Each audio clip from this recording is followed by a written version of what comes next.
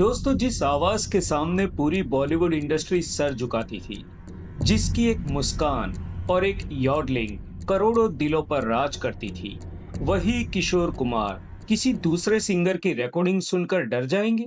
ला ला ला ला ला ला। जी हाँ। और इतना डर जाए कि म्यूजिक डायरेक्टर से कह बैठे, बप्पी, अब मेरे लिए इस गाने में बचा ही क्या है। सुनने में मजाक लगता है, लेकिन ऐसा सच में हुआ था।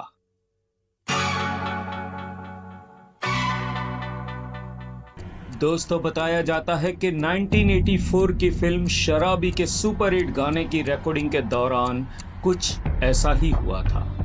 आज मैं आपको सुनाऊंगा दो महान गायकों की ऐसी अनसुनी टक्कर जिसमें कोई हारा नहीं, बल्कि भारतीय संगीत को मिला एक अमर गीत। इससे पहले कि हम इस कहानी में आगे बढ़े, इस चैनल को आप सब्सक्राइब कर दीजिए, बेल आइकन को प्रेस कर लीजिए ताकि आने वाले सारे नोटिफिकेशंस आपको मिलते रहें। साल था 1984। अमिताभ बच्चन की फिल्म शराबी बन रही थी। संगीत की कमान थी बप्पी लहरी के हाथ में। वही बप्पी लहरी जिसे कहा जाता था डिस्को किंग।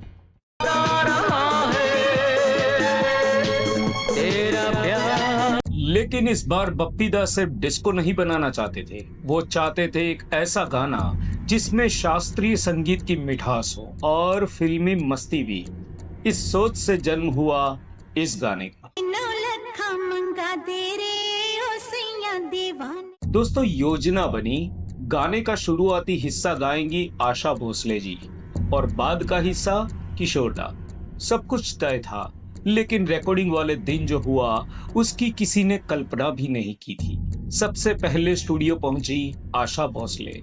माइक ऑन हुआ, ऑर्केस्ट्रा तैयार थी और जैसे ही उन्होंने पहला आलाप लिया, पूरा स्टूडियो कुछ सेकंड के लिए बिल्कुल शांत हो गया। सिर्फ उनकी आवाज गूंज रही थी। बताया जाता है कि इतना कठिन आलाप उन्होंने इतनी सहजता से गाया कि वहां बैठे संगीतकार एक दूसरे का चेहरा देखने लगे। जब जब बप्पी लहरी अपनी सीट से उछल पड़े। रिकॉर्डिंग खत्म हुई और पूरा स्टूडियो तालियों से गूंज उठा। सबके चेहरे पर एक ही भाव था, आज कुछ खास रिकॉर्ड हुआ है। लेकिन दोस्तों, असली ड्रामा भी बाकी था। कुछ देर बाद स्टूडियो का दरवाजा खुला और अंदर आए किशोर कुमार। हमेशा की तरह हंसमुख, मजाकिया, बिंदास। बप्पी दा मुस्कुराते हुए बोले, पहले आशा जी का हिस्सा सुन लो आप। रिकॉर्डिंग चली और जैसे जैसे गाना आगे बढ़ता गया, वैसे वैसे किशोर कुमार के चेहरे के भाव बदलने लगे। गाना खत्म हुआ। उन्होंने बप्पी दा को एक तरफ बुलाया और हंसते हंसते बोले, बप्पी, ये तूने क्या कर दिया? आशा ने तो पूरा गाना ही लूट लिया। अब लोग मेरी आवाज सुनेंगे भी या नहीं? स्टूडियो में हंसी छूट गई, लेकिन किशोर दा के दिमाग में कुछ और ही चल रहा था। उन्होंने कहा, रुको, अब मेरी बारी है।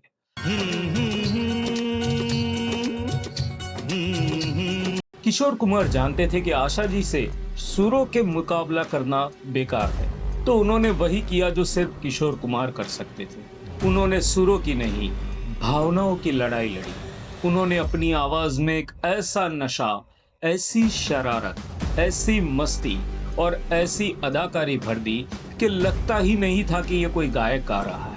ऐसा लगता था जैसे खुद शराबी अमिताभ बच्चन गा रहे हो। रिकॉर्डिंग खत्म हुई तो इस बार पूरा स्टूडियो फिर तालियों से गूंज उठा। बप्पी दा मुस्कुरा रहे थे क्योंकि अब उनके सामने दो बेहतरीन हिस्से थे और दोनों अपने अपने अंदाज में बेमिसाल थे। किसी पे हुस्न का गुरूर। जब फिल्म रिलीज हुई तो लोगों ने सिर्फ एक गाना नहीं सुना, उन्होंने दो महान कलाकारों की कला का संगम देखा।